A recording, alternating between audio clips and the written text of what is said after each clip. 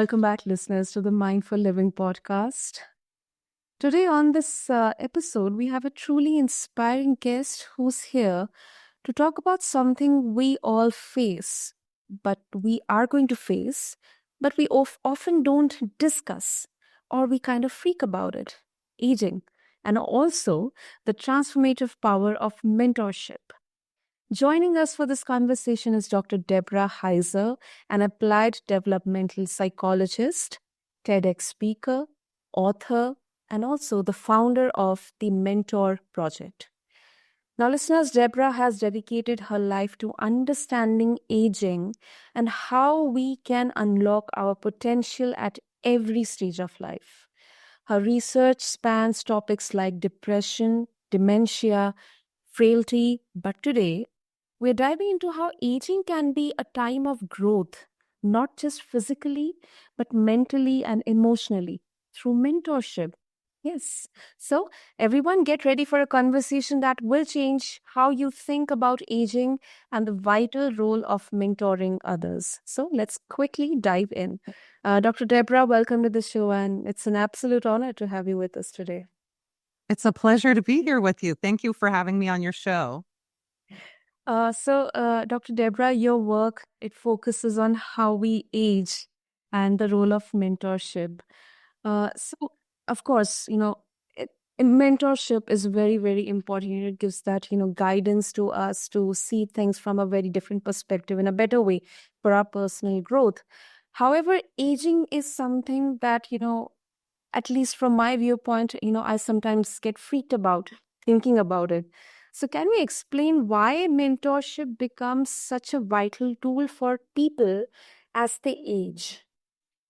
Sure. It's actually a part of our aging process. So what I learned was that I used to study only things that we don't want to have and don't want to get as we get older, like depression, frailty, dementia.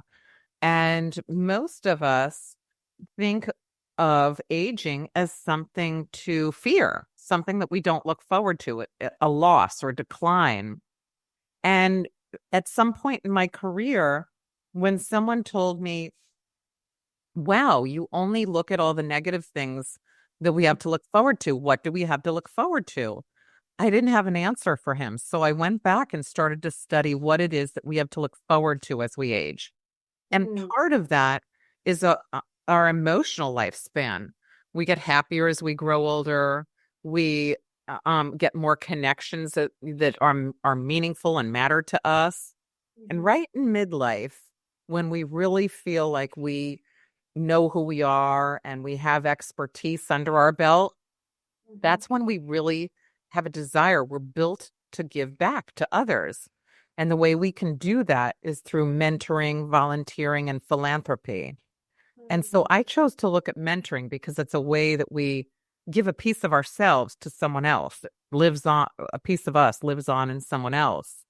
And so mentoring is something that we organically have a desire to do, but we've come away from sort of civic engagement, and there's been a movement towards making your own brand and sort of living in a silo. So we've moved away from helping connections and helping others and engaging in mentorship. And I'm really excited to be able to talk about how mentoring is one of those things that if we engage in it, it leads us to literally having a longer physical life, a healthier physical life, and a healthier emotional life, because those connections that we make that matter to us really are much stronger than just, someone that we know well and can call upon. It means something to us to know that our lives matter. Makes sense. Makes sense. Also, Dr. Deborah, your research covers, topics, as you mentioned, like dementia, depression. So what are some surprising or maybe hopeful things we can look forward to as we age, particularly regarding mental health? Oh, what it was a surprise to me is that we should all expect to be happier as we grow older. We should not expect to be depressed as we get older. We should not expect to feel badly. We should not expect to suffer from dementia. Those are outliers. But those get talked about so often that it's the first thing that most of us think that we're going to face. So we should expect to have strong, happy, very positive mental health trajectories as we age. We should have a positive journey. I can tell you that we should expect to be happier as we grow older than we are in our 20s. A lot of those stressors that we have, in finding out who we are and finding our career path and finding a partner, all of those things that are exciting but still hold stress for us, really go away in midlife. By the time you hit midlife, you know who you are, you're pretty secure in who you are, and you know what you're good at, and you have secured a group of friends. It might be a smaller group than when you were in your 20s, but it's a more meaningfully connected group of friends. And this brings us happiness. We feel happier and are able to engage in ways that bring additional meaning to us. So I think that with regard to mental health, you should expect to get happier and to feel better as you get older. Wow, wow. That really definitely gives that positivity angle to aging. Also, many of us, we have been talking about this, midlife crisis. So, but you see this as a time of opportunity.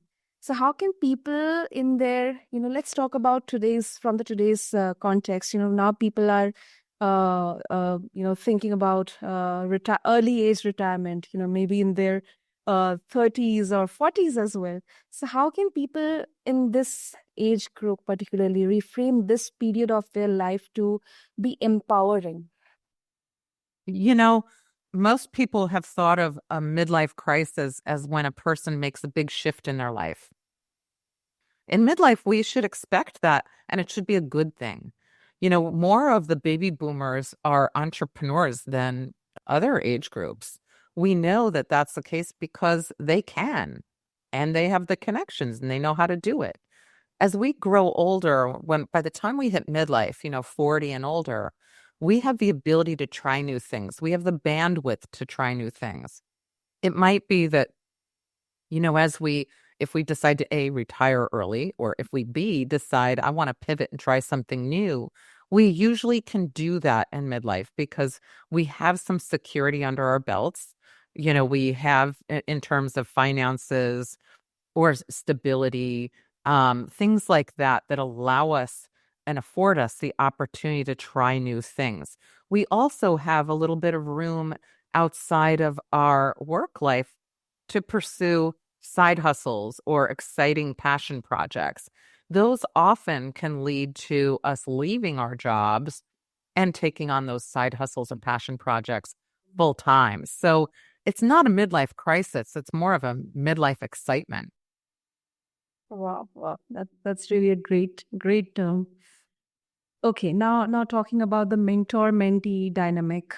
So your organization, the Mentor Project, it has over 80 mentors and mentees from around the world. So how do these relationships enrich both the mentor and the mentee? Well, what we found is that, we know that mentoring is very beneficial to mentees, but most people have always just not even thought about the mentor. It's like a nameless, faceless individual that no one has ever thought that there's any real benefit that comes to the mentor. But what we've found is that it's actually the mentor who gains at least as much and even more than the mentee. Because every mentor who's not accessed for their information, it's like burning down a library. No one wants to feel irrelevant or that their life had no purpose or meaning or value. The only way that we can make ourselves feel like we matter or that we are not burning down our own library of information is to mentor, to give back what we know. So the mentors really feel amazing when they're changing the lives of mentees because a piece of themselves lives on in the mentee. Their knowledge is being transferred, their value, their culture, their tradition, whatever it is that they're giving back to the mentee is being carried by that mentee. It's a form of immortality in a way. So, what we know is that our mentors and our mentees form really wonderful connections and relationships. And this was a surprise to most people when we were founding the company. Most people said the level of mentors that you have, because we have the top 1% in their fields, are not going to want to give back. They're going to be too busy.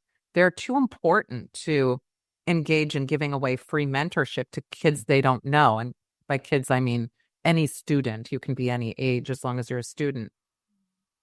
But they couldn't have been more wrong, because our mentors people kept volunteering to mentor over and over and over again. We went from 10 to 60 to 80 to 100. And we were shocked and amazed that the theories and the literature and the research are true, that people want to give back. They aren't nameless, faceless individuals. They're the top leaders in the world. They're everyone from grandmas to 4-star generals. And so we found that mentorship is something that people want, but they have a hard time finding out where they can access it. So people will want to be able to give back, but they'll say, I don't know how to find a mentee. It's awkward to say, hey, you want my information? You know, it's not something that you can really walk around doing without being seen as sort of a weirdo. So we became that place where people could connect, both mentors and mentees. And it really has taken off. We're 5 years in, and this year in 2024, we will have given away about $3 million in mentoring hours to students around the world. Wow, wow. This is so innovative, and it gives the right credit to the mentors as well, because we do have in corporates programs, mentoring the new joinees, or helping them ramp up. But what I believe, to some extent, that the credit is still due.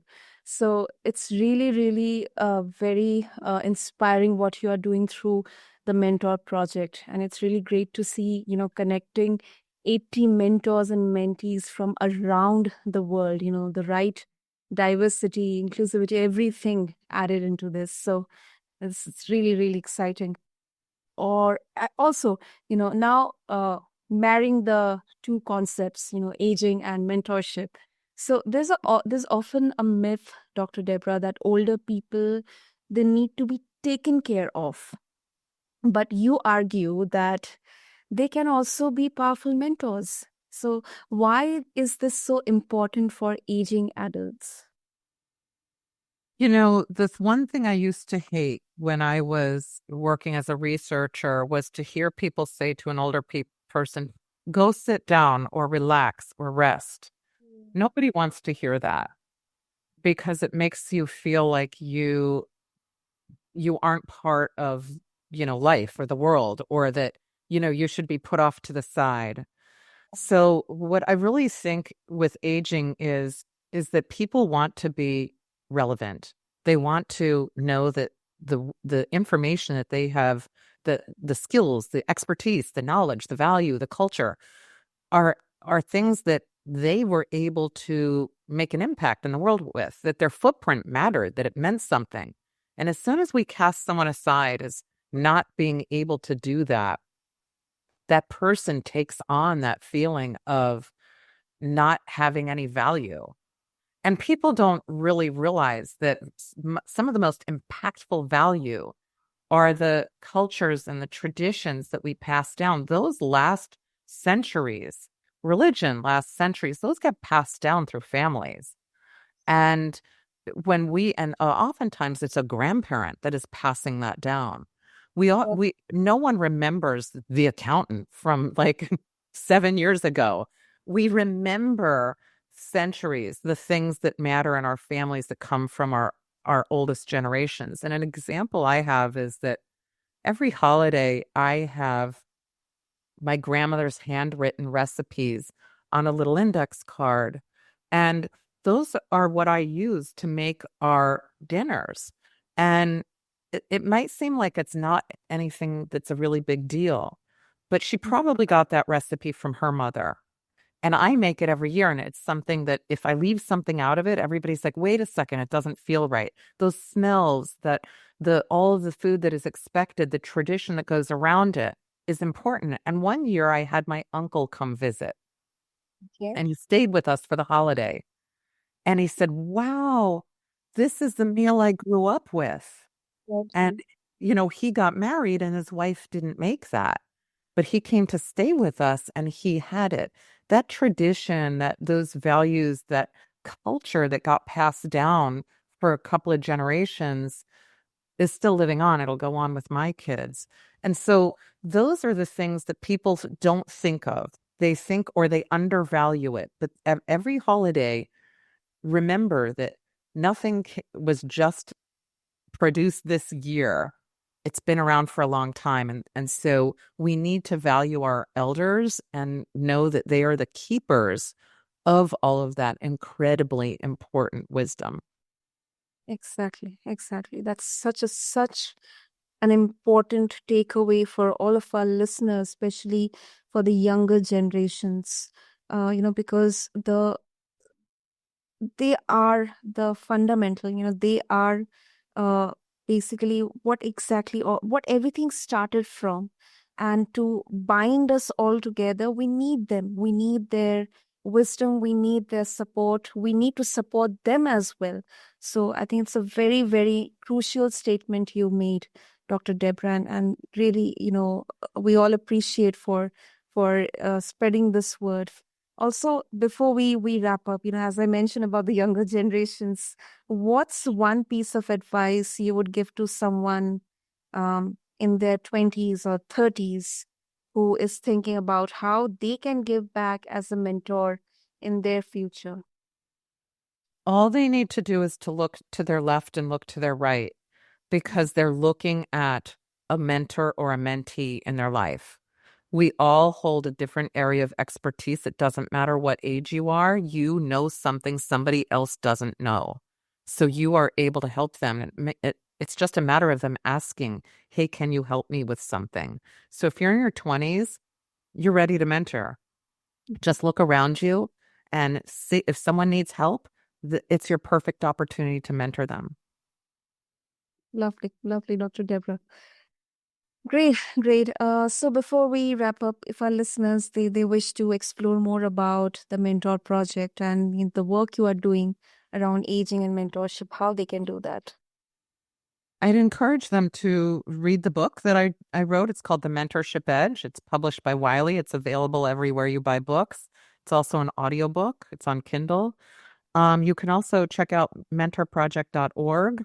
And you can look at ways of engaging in mentorship. The book gives you every kind of opportunity, personal and at work, for engaging in lateral and hierarchical mentorship. So I'm really hoping that this becomes a movement where we all mentor more often. Absolutely. Great. We'll have all the details mentioned in the show notes for our listeners. And Dr. Deborah, thank you so much for this enriching, inspiring conversation and helping us learn that aging doesn't have to be a downward spiral, but instead it's an exciting opportunity to grow, mentor, and find purpose at any stage of life.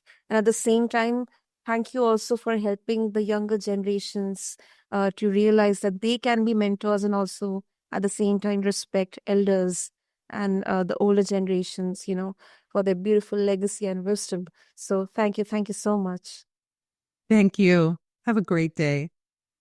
So listeners, for more information on Dr. Deborah's work and to connect with the Mentor Project, check out the link in our show notes. And if you enjoy today's conversation, don't forget to subscribe to the Mindful Living podcast and share it with someone who could benefit from these insights. And thanks to everyone for tuning in and take care until next time. Thank you.